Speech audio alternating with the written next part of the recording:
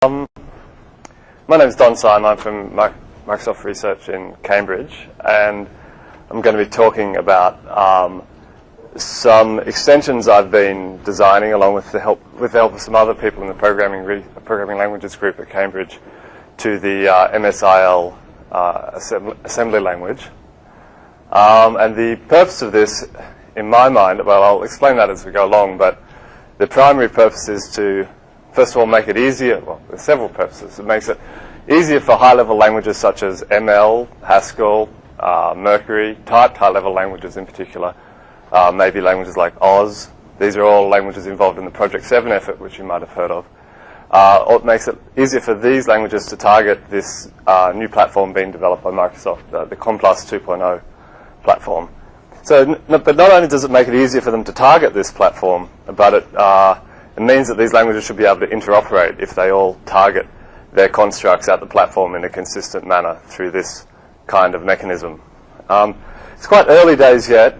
We've been doing the design and we've done some of the implementation work, and this is feeding on into other projects, which I'll explain as we go along. But it's quite encouraging so far, having talked with the Project 7 people and with, say, the implementers of OCaml, for example, as a language, and they all are quite encouraged that these extensions would provide the sort of constructs that are needed just to make the job of targeting these languages quite simple and to get interoperability once we do it. So a brief overview of the talk. I'm actually assuming you know about Complus 2.0. I can't believe that I guess people of this group just will have been exposed to it many times. So I'll just give a couple of notes on that. Then my aims for this extended IL. I'll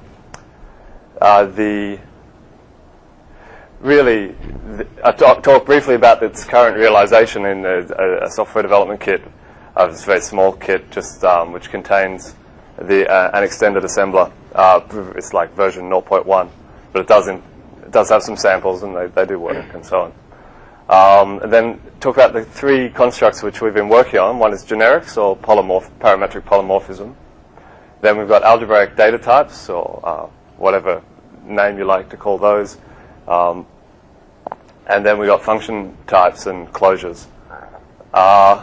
And the people at Cambridge who've been helping with this I've listed below. Nick Benton, Simon Peyton-Jones, Andrew Kennedy, and Cedric Fournette. Yeah. Is your mic on? If not, the head show. I think it's on, but I asked for the speakers not to be on, because you can all hear me, right? Yeah. I reckon she'll come out and tell me if it's not on. Okay. So thanks for reminding me that I'm on TV. Yeah. Okay, so you know about Complus 2.0. It's a new platform for multiple languages. It's sort of virtual machine based. Here's some sample languages that obviously have been driving the design of the platform. I don't know how impressed people are by Complus, but I think it's particularly the work they've put into making sure that it can run C faithfully is really impressive. And also the effort they're making in getting the multiple language support is really great. So the intermediary language of the platform is MS-IL. You can think of this. This is what defines what, at a certain level, defines what the execution engine of Complus 2.0 actually is. You can just look through the assembly language reference manual, for example, and that just, in principle, tells you everything you need to know about what the virtual machine actually does. It's quite a high-level assembly language compared to x86, of course, something like that. This sort of contains constructs such as primitive types, floating point, model of floating point, model of integers, and an object model, and things called value types or C-style structs. It's got some pointers and array types and so on. And then the platform provides all sorts of runtime services, of which I've listed just a few there. So I want to put in some slides here about high-level language interoperability, and This is how I, in the future, sort of want to build applications. And in a sense, you can do this through various techniques already, but it's pretty hard and pretty painful. You can use COM, for example. That's probably the best solution at the moment to doing this kind of thing. We've got all these different parts of applications, and they might be all sorts of different libraries and written in all sorts of different languages as appropriate for each particular domain. But sort of, I mean, you can use COM, but often you kind of have to do this these days. People just tend to, because it's so hard to actually interoperate between these languages.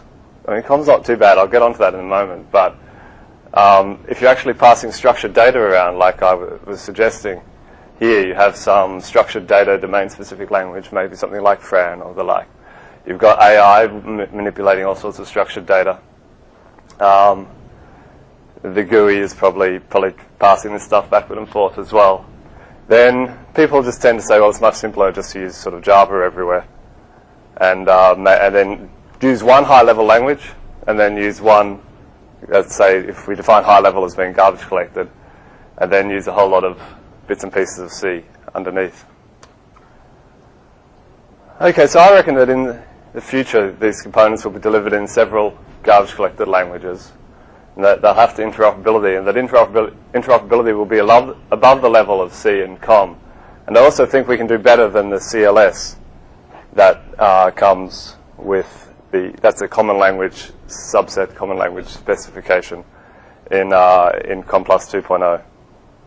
And as the other side of the question is, well, these high-level languages that a lot of us know and love, like Haskell and Mercury and ML and so on, well, it's become clear that they have to be able to coexist with each other, or else, you know, I think, say, for instance, the ML community have taken for a long time the stance that ML will be the only high-level programming language that you program in for any particular application, and that's just not the right picture to be thinking of.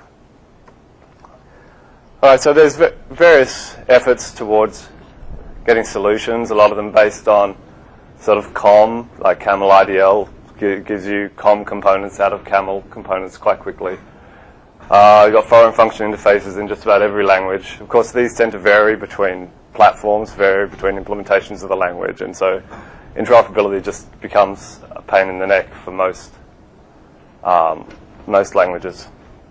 An interesting effort is MLJ, which is done by Nick Benton and Andrew Kennedy and other people. It's an open source project. And that's an ML compiler targeted at the Java virtual machine, and that lets ML interoperate with Java very easily, and you can write quite slick graphics applications in a nice, fairly declarative language in ML quite quickly. And I think far more easily than you would if you were doing it with COM. So this slide was originally given at a talk to some people participating in this Project 7 effort. And so the question is, can we get the kind of languages that are involved in Project 7 to sort of interoperate at a more abstract level? Okay, for instance, these two languages both have a notion of algebraic data type. Why on earth, in some sense, aren't they compatible? They're obviously, when you look at the definitions of the language, very similar constructs.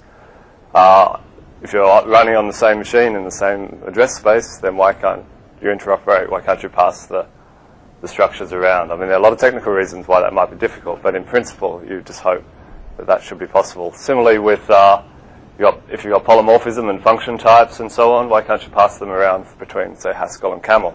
There's, again, language issues involved there, but it's not necessarily impossible. Yeah. So you haven't mentioned, like, strictness, for example. Would that be That's one of the technical problems, yeah, in particular with this passing closures from Haskell to Camel. But, for instance, it wouldn't be a problem passing them from Camel to Mercury. Now, purity might be a problem there because Mercury, in principle, is pure, but they're both strict. But then, so maybe some things get washed under the carpet, and there are assumptions that still lie around that people are still playing the right game. But at a certain level, well, there's several questions. You can still guarantee a basic level of type soundness and machine integrity, virtual machine integrity, you have through a verifiability kind of approach. but perhaps there are still some assumptions like purity and perhaps strictness at the top level. Okay, so example candidates. Every language has a notion of namespace, and many have data types, algebraic data types. There's several different notions of objects. There's very common to have some notion of polymorphism or type abstraction. Closures and function types occur in many languages, and they have also a match in the object world through sort of abstract base classes or the like. And of course exceptions as well. So for instance, COM+ has done a good job on exceptions. Yeah, that's another strong point of that platform. So there are all sorts of problems, just like you mentioned, laziness and strictness, and all the other ones I mentioned here, and then various irritating syntactic problems.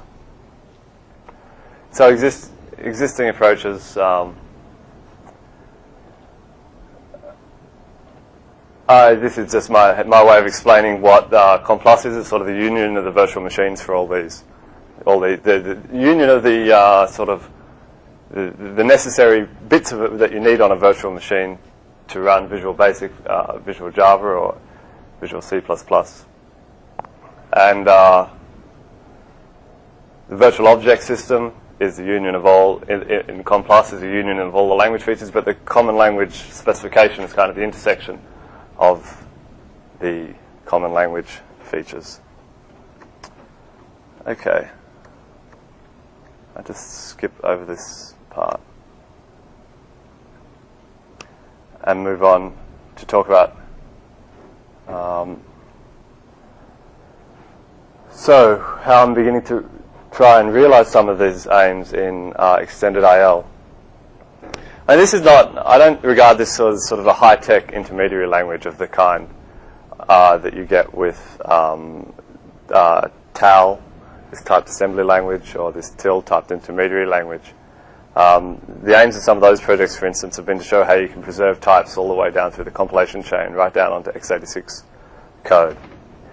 That's not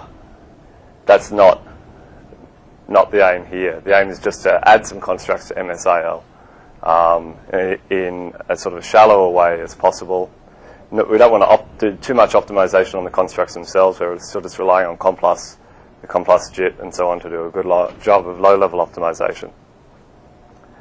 So a basic aim is that it's going to be a superset of MS-IL always. You can always just pipe in existing assembly language, and it'll just still work just like ever.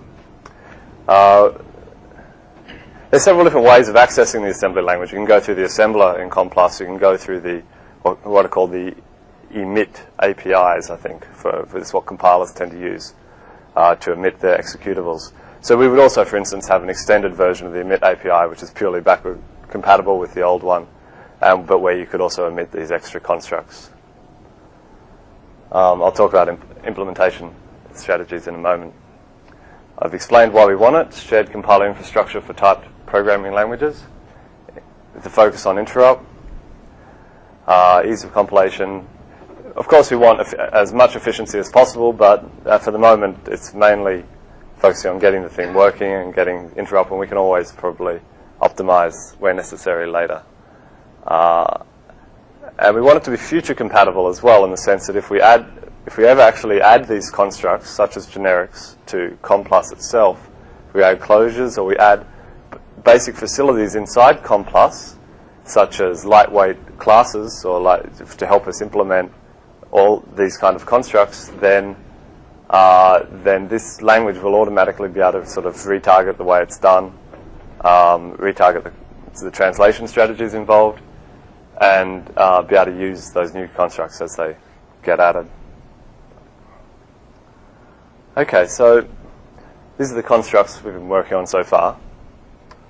There's a lot more work that the extended assembler, the extended assembly language, can kind of do for the compiler writer. There's a lot of optimizations that that could be done by this system, which are a real pain to do in the back end of a compiler. and every compiler is just re-implementing the same old work. For instance, COM+ provides shortened versions of instructions, but why does the compiler writer even need to think about emitting that kind of stuff and working out when they can do it? When they can do short branches, for example, is just a real pain in the neck. There's no reason that can't be all sort of extra infrastructure just provided to the compiler writer on top of COM+.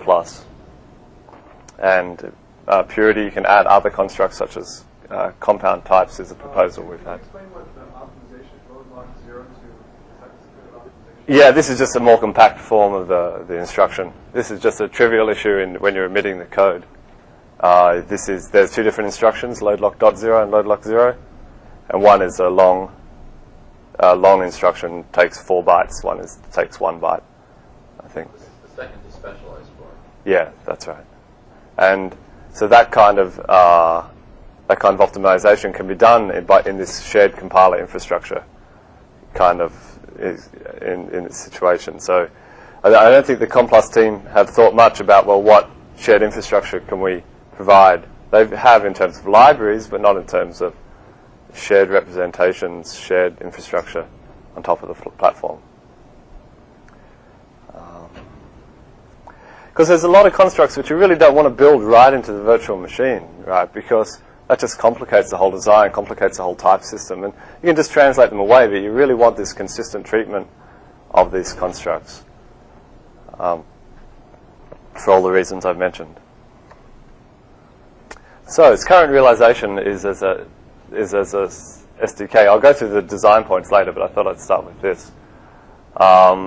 So the current SDK contains ILASM, and the extended SDK contains ILX-ASM, and it's got some samples. It comes with source code, and you can get it off our webpage, which I'll give at the end. You can find us on the Cambridge website /camweb.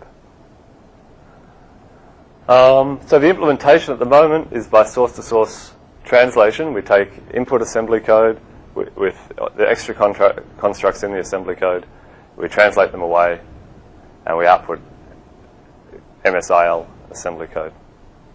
And in principle, if you have a verifiable input, then you get verifiable output, although I don't know if that's actually true at the moment. But in principle, that's the design goal. So to demonstrate how I think of this, we have source languages targeting MS-ILX. The translator works by translating the constructs away one at a time. For instance, polymorphic algebraic data types are translated away. This is the cross and the plus, translated away into a language of classes and polymorphism. Function types are translated away into a language of classes and polymorphism. And then polymorphism is translated away and then you have MS-IL, and then that goes to the runtime. Of course, it'd be nice if we could just add all these to the runtime. I think all of these are actually candidates for going directly in, but we all know that's not going to happen in a hurry. Although some of it might. There's a strong effort associated with this, of which I'm on a team to propose and prototype a mechanism for generics or polymorphism in the runtime. And we're very much hoping that in version 2 of the runtime that will go in, and then we can sort of take that part out of the extended assembly language. Okay, so I'll now go on to just talk about each of these features, each of these extensions. So first of all, algebraic data types. Anyone who's programmed in ML or CAML knows that type-safe, recursively structured data is just a really useful programming device. And you normally distill this notion into records and type-safe discriminated unions, or some notion of, in this case, products and sums. Things like lists defined by the usual. We all know the examples. You have lists and binary trees and enumerations and plain records and so on. anything to do with abstract syntax in a programming language, among other things. And some of the issues are, is the data mutable? Does the identity of each allocated chunk of data matter? That is, can you sort of share them? How does sharing work? Sort of trivial issues about naming and pragmatically there's issues from how would you access this sort of thing from C++ or C# or Visual Basic. So it's pretty simple, really, is why I started with this one. You add a construct MS-IL, which lets you define algebraic data types. I've called them class unions because that was a completely neutral word. It wasn't used in any particular language. It doesn't really matter what word you choose. And you specify the alternatives. These are just COM+ method signatures here. This might correspond to this camel type. Here's a polymorphic class union. We'll see the polymorphism generics proposal later, but as I said, it just carries through because this is translated away to that proposal. Cons, nil, so on. We add a bunch of new instructions: new data, load data, store data, switch data, is data, cast data. We specify guarantees about the fact that this does indeed introduce a new named type called color. And we also can make some guarantees about how you could access this stuff from C, C++ or the like. But that's making guarantees about how the translation is done. Because they have to access it at the translated level. Done? Yeah. Do you work with sets or consider them not algebraic? That's right. I'm just considering free algebras here. Yeah. Like sets of? No.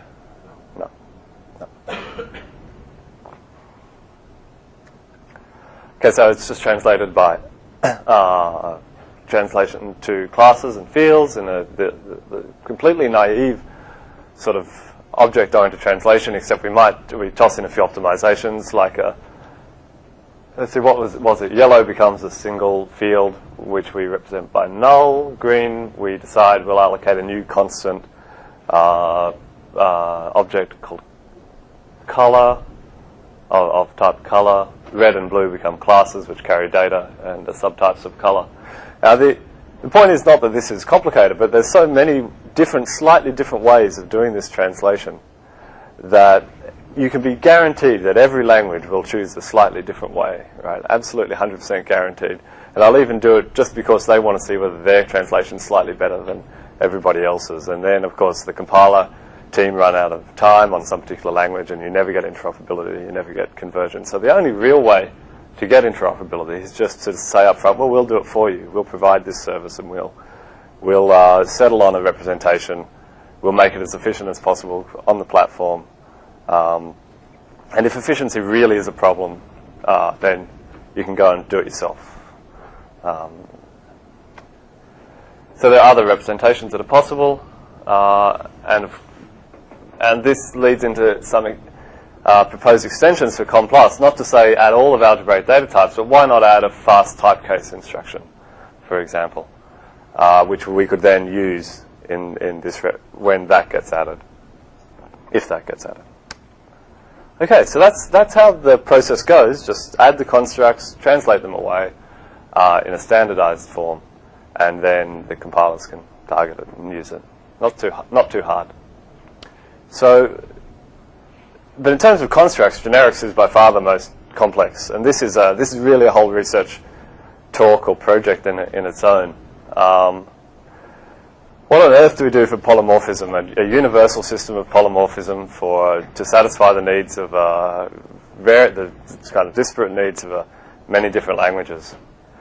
So I'm going to briefly talk about how I see the design space for generics. The design we've actually chosen, and I don't think I've got anything on the implementation. 1 or 2 slides. So the aim, one system to satisfy the needs of many languages. Maybe not every language, but many. And if we succeed, then we get interoperability and much simpler compilers. So this is how I see the design space. This is one way of seeing it.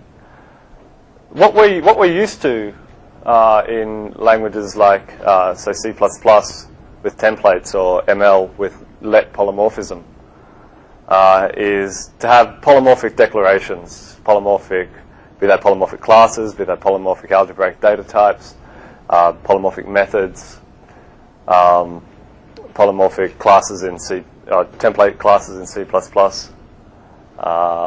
or if you look at examples like GJ, it's the same sort of thing. So that's the sort of basic first thing you want in this kind of system. The next question that arises in a system like Complus, where you have runtime types available, is can you access those types at runtime? So you ask an object, are you a list of int, or what does it tell you? What's your type? Does it tell me it's a list, or a list of int, or a list of string, or a list of something? So that's a big issue. That has many ramifications. The next question is whether you want what are called non-uniform instantiations, or you can think of that as non-uniform representations. Can I instantiate a polymorphic declaration, such as a list class, with types that are clearly that don't behave the same with regard to how you access them? So, for instance, you might want to instantiate it with unboxed 64-bit floating point numbers. You might want to instantiate a list with these value classes that you have in Complus, such as these date-time value classes, which represent just C-style structs. You might want to instantiate it with object types. You might want to instantiate with that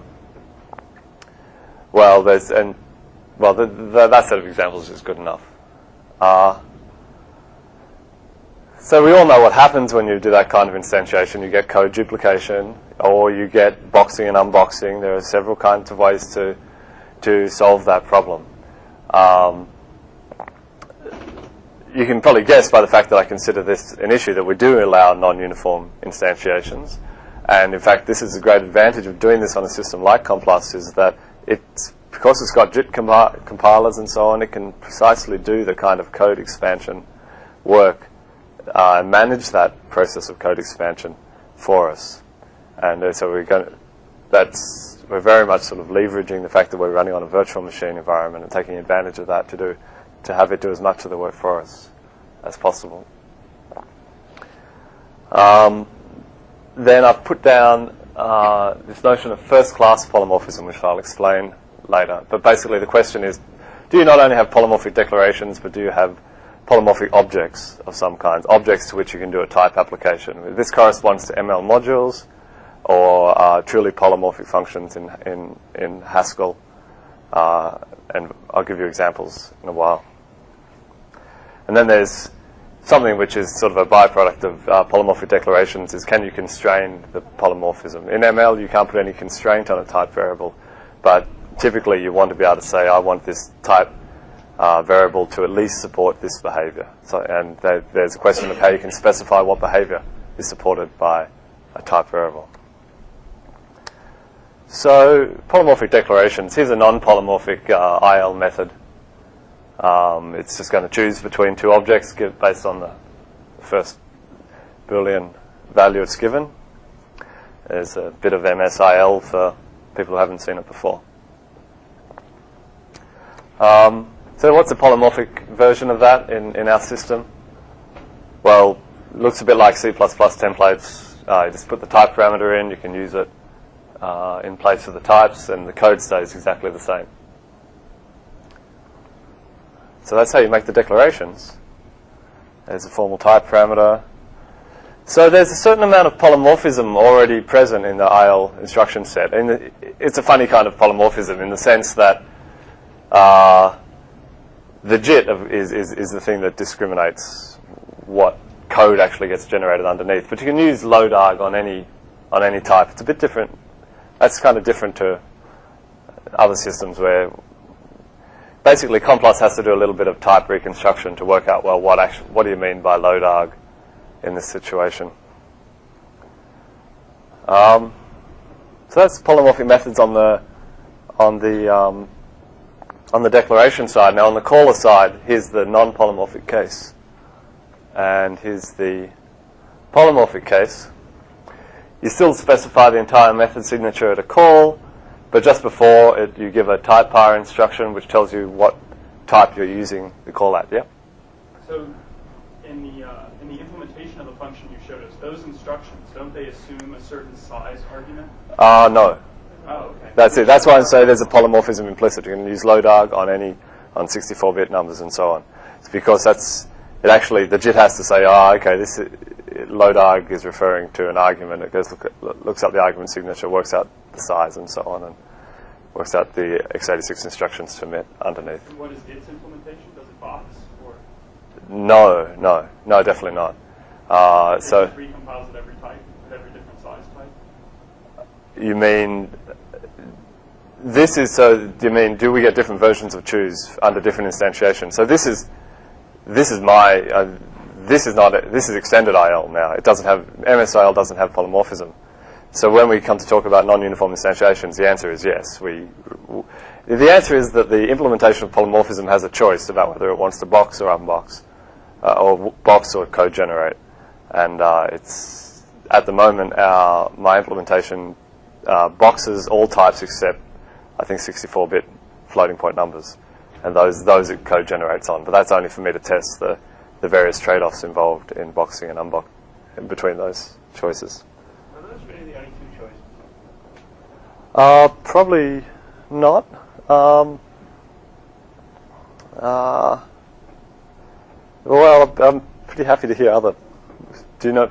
Well, we've done this work where we built an implementation of collection classes, which was a classic example of polymorphism. Yeah. And what we've done is to split it so that you have the base implementation of the collections that just deals with sort of blobs of bits, and it calls out to a handler to do things like move and compare on those bits. Yeah. That's. You plug in the relevant thing, and you don't get the code expansion, but you don't get the boxing. That's fine. You can do that with C++ templates as well. That's true. Is that a viable implementation strategy for you? I think so. I have to think more about it. That you could. Yeah, you could, for instance, pass in a descriptor that tells you how to manipulate these types.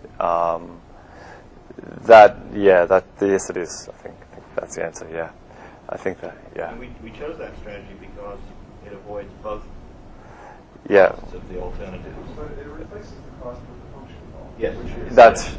There's always a cost somewhere. Yeah, and the cost of the function. Yeah. Well, in practice, you would find that most implementations that's prohibitively expensive. So it's So just Well, it's very expensive to take a function call and copy data. Yeah. Doing any real data processing, if you're taking ML file that way, the performance is just.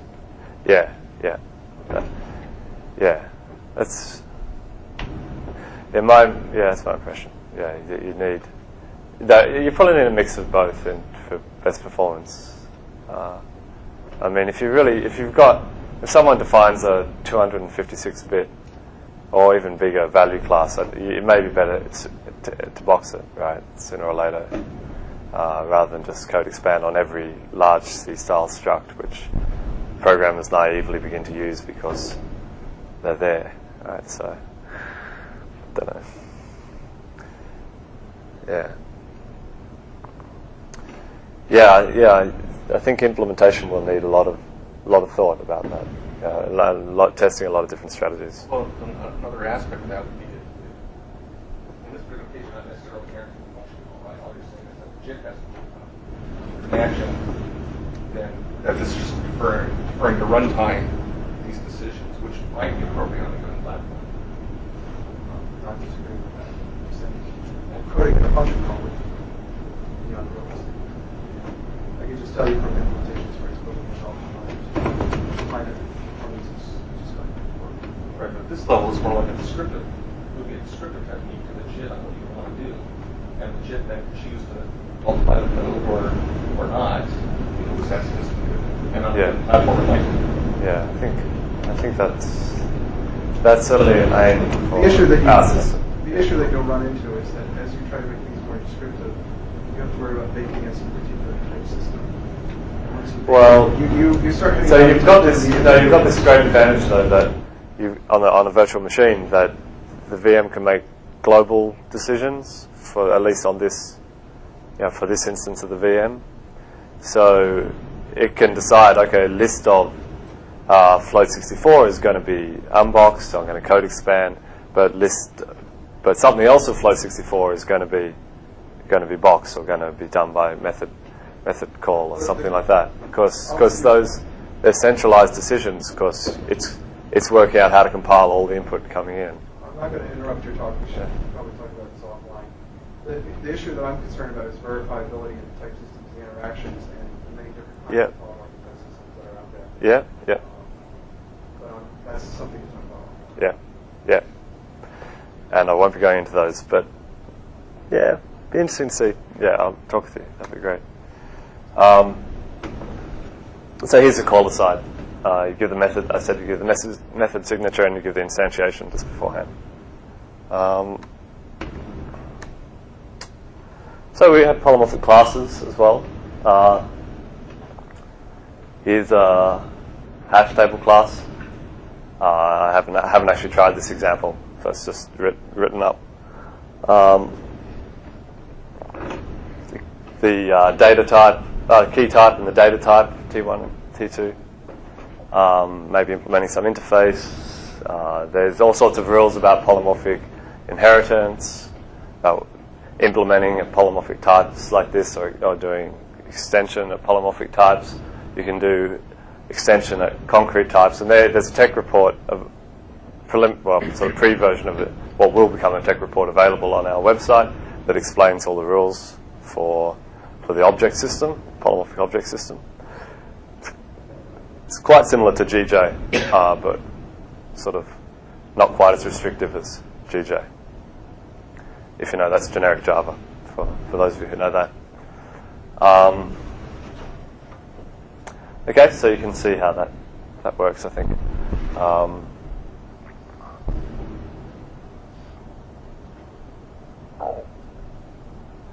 So just like always in COM+, at any particular load field instruction, any field access, any method access, you give a full signature. Of course, these are represented efficiently underneath. Yeah? How do you deal with cross-VM calls, such as cross-machine calls, where you're using parameterized interfaces? We haven't thought about that much really yet.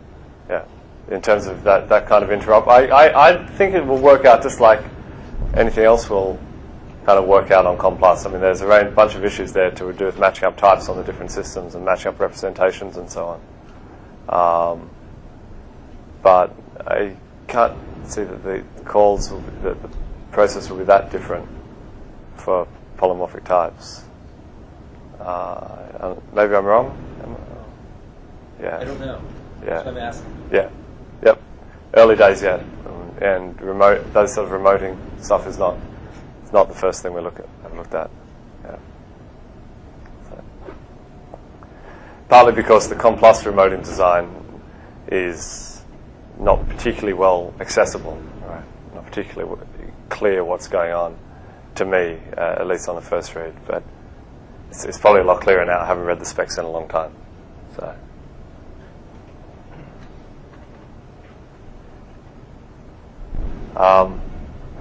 So we can also have other polymorphic declarations, such as interfaces and value types, and you specify the instantiation of each use. And exact runtime types, there's the issues are basically you already have runtime types in a system like COM+. Like, do we make those exact or not? If you do, you're allowed to do downcasts like object to list of string, object to list of widget, and marshalling and unmarshalling probably becomes a lot easier because you've got all that type information available to you. You can do that. You can do that safely. There is definitely a runtime overhead involved here, because when polymorphic code is creating polymorphic values, then you have to go find these unique type handles. There's lots of ways you can optimize that to make sure you don't do that too often. And we've got some we've got some ways in which to optimize that. So we'll definitely support this, and the runtime will look after passing it. So sometimes this needs you to pass around types. So the runtime will look after that where necessary. Now, I mean, I can imagine people who are used to implementing ML as fast as possible. It will immediately, without a doubt, ML won't run as quickly on this through these kind of techniques as it would on if you just do it directly. But the great advantage is the compiler is so much simpler that and you get interoperability. And I just think these high-level languages are just going to have to sacrifice, in some sense, some performance in order to achieve interoperability. It's just the world we live in with the object-oriented languages being quite dominant that unfortunately you can't get as good a performance as you might hope. Can you characterize that? I mean, is it a sort of small constant? No, I don't know. Yeah, I think it will be small. Yeah, I think small constant. Yeah. So you just wait a year and back to where you were before. Yeah. But if you're trying to make ML competitive with C as an implementation language, then you're in trouble, right? Or better than Java as an implementation language. That's why I'm saying. I mean, if it's a small constant factor, then that's getting less important every day. That's what I think as well. Yeah. If it's a multiplier. People write whole applications in sort of scripting languages or Tickle or something, right? And that's yeah. But even our code, our applications written in C, every year the process gets faster and the application gets slower. Right. Right. Okay, so with regard to non-uniform instantiations, I've already basically answered this. The design allows the implementation to make the choice about whether to box or not box or use some other strategy.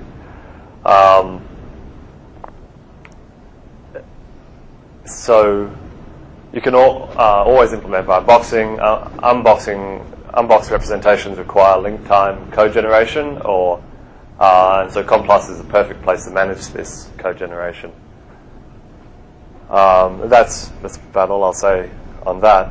To mention what we've done for first-class polymorphism. So far, we've only got declaration polymorphism, which, if all you're familiar with the C++ templates or say generic Java, that's all you're going to want. But certain languages like ML demand that certain objects be polymorphic, or at least that's the easiest implementation path for something like ML modules. What do I mean by that? So imagine that I have to get this example in my head. It's always a bit hard.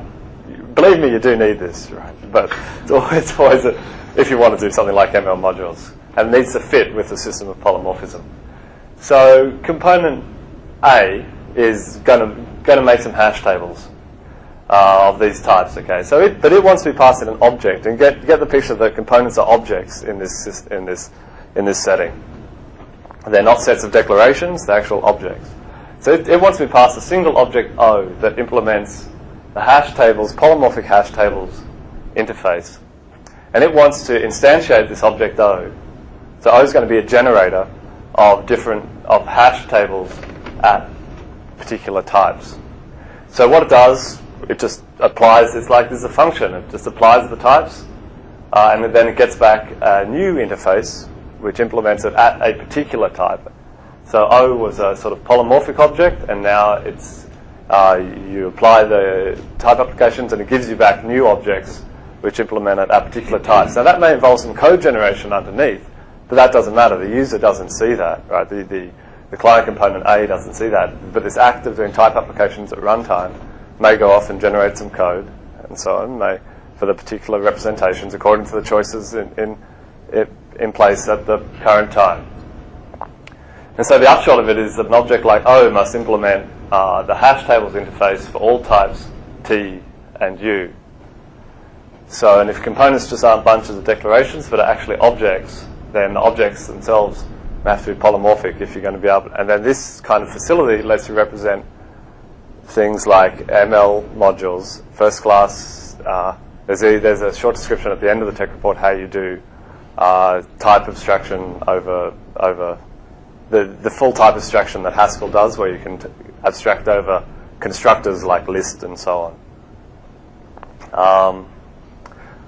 And it's a very, very simple mechanism that we've built in, and it takes advantage of the presence of runtime types to mean that you don't need to kind of go off forever into these F omega sub kind of type systems, trying to find the perfect high-level type system, because you can use runtime types to just insert cast. Usually after you do one of these type applications, you don't have to do some kind of cast afterwards, because you know the result is going to be what you expect it to be for this particular substitution of types. But and this equals type applications at runtime. So there's just one extra instruction called type app or something like that, and one extra introduction rule for defining these kind of objects. And one of the good things is it's not complex to implement at all, because you don't really have to optimize type application in the system, because it usually all happens basically at link time normally.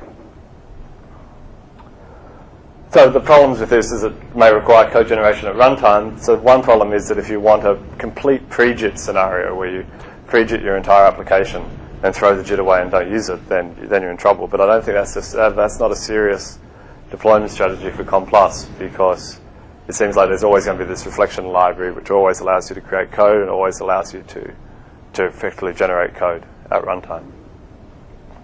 But whatever decision you make for this kind of representation of ML modules and so on has to fit with declaration polymorphism and the solution you've used for that, which is why I'm including it in this whole single system. I think this would be a good addition to a language like C#, and I've already explained that I believe you can at least do the type application side of ML modules. I mean, ML modules are pretty tricky things, tricky beasts, especially with higher order functors and the like. But I think you can do at least the type application part of them with that. Quickly on constrained polymorphism. At the moment, we allow type variables to be constrained by an interface.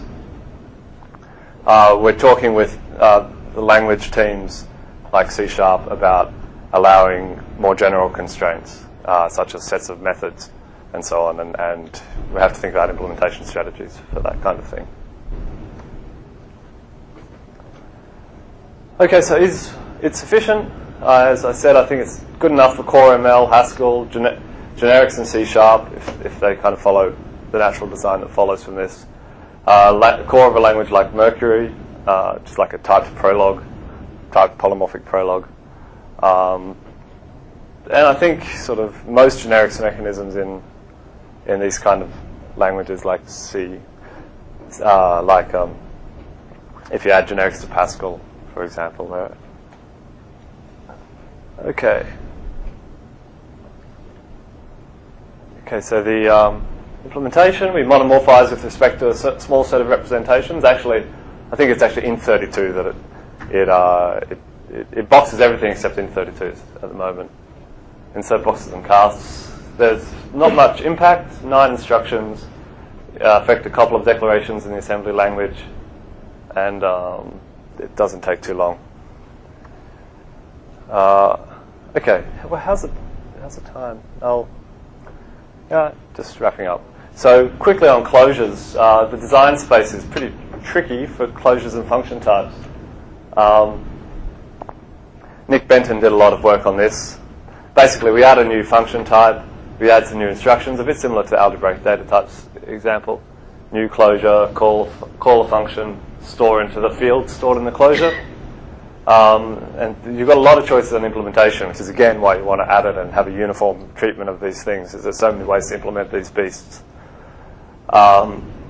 So do you want fast calling for multiple arguments? And there's a bunch of other issues there.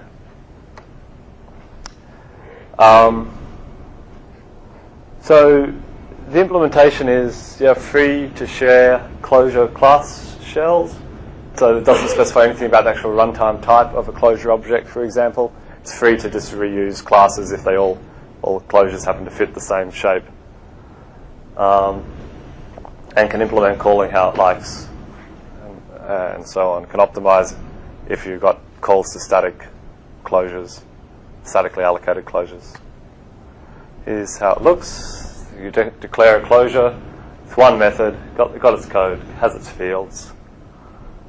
That translates down to a class which implements some basic class, some polymorphic function type class. So we leverage some of this polymorphism system. And these types are built into the system, and so you get compatibility between different function types across different languages. And then there's the method. Nothing too exciting about that.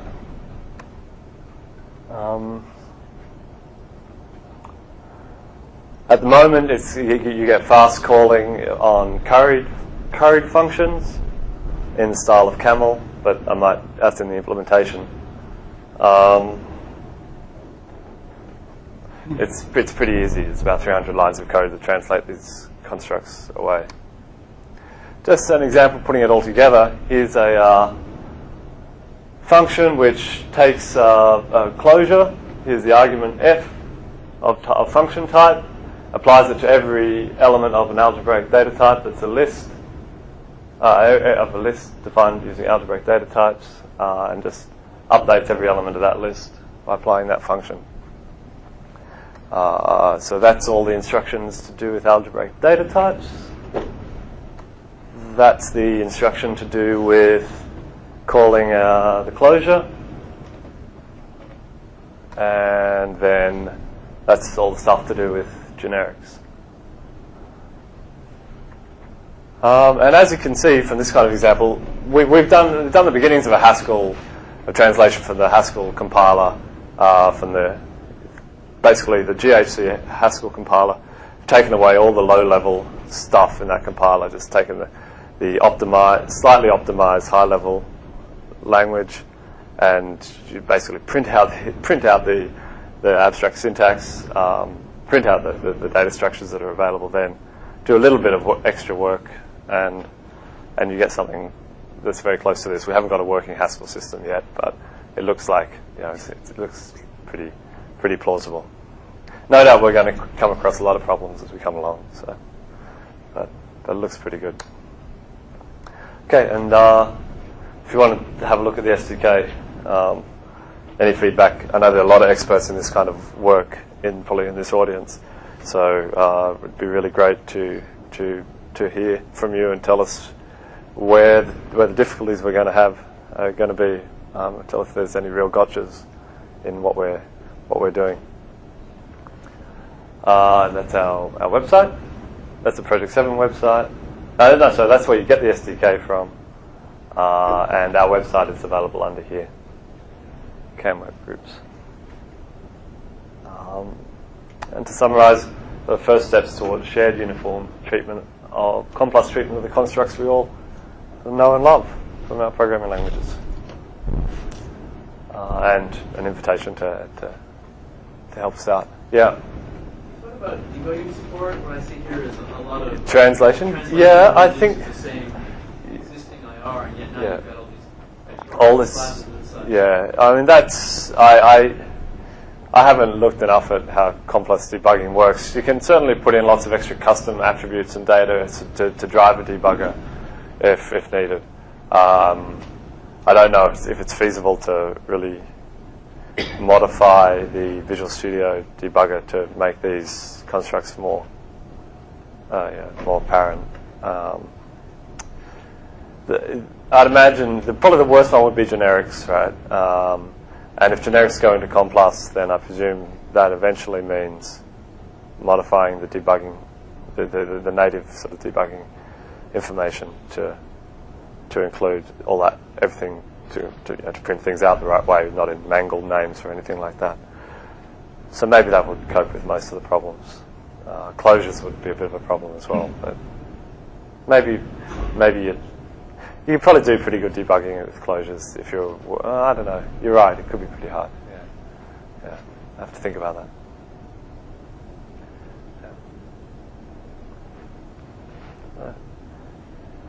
Any translate this to regular I/O, things like closures have to turn into a class. That's right. That's Polymorphic classes have to turn in. You have to instantiate them into a class. well, you instantiate them on demand. Yeah, yeah, So you're actually doing that now. yeah. That's what the translator does. Yeah. At the moment, the translator just does a full expansion, doesn't generate them on demand. I've got I did enough of a prototype to know that it's feasible to do it via the reflection library to instantiate stuff via the reflection library. But Andrew Kennedy is working on. I should have added that in terms of the generics work in adding it to CompLus, we've also got a prototype at Cambridge of CompLus with generics added, and so hopefully those two projects will converge and we can slip one in under the other. If you're actually going to implement generics in the runtime, do you find that their metadata representation is readily extended to support that? And if what sort of backward compatibility of metadata is there? Andrew's looked at that. I'm really glad he's gone through and done that, and he's got the representation in there now. We found that we needed one extra bit or something, and that would have actually broken compatibility, and it's very difficult to get around it without that. That hasn't made it into the beta 1 drop, but that was because there was a sudden last-minute decision to cancel all the next round of breaking changes to the metadata format. But I presume, in fact, I'm guaranteed that there will be future breaking changes, and that change will, after the beta 1 drop, and so they said that it wasn't because it was us. It wasn't anything personal that they didn't include that change. It was just like they were going to put it in, but So essentially, this one bit is the bit that says there's more stuff here. No, the one bit was only on a corner case. It was with the when you're expressing the bounds. Actually, that turned out to be the place where the metadata format had no room when you wanted to express the bounds. I don't know. Andrew understands more why, or maybe I think that was a problem. Don't know. No, it may have been when expressing the classes you extend and implement, and that you wanted those to be type specifications, not just names, basically. Something like that. But I think everything else is okay. I think so. Yeah.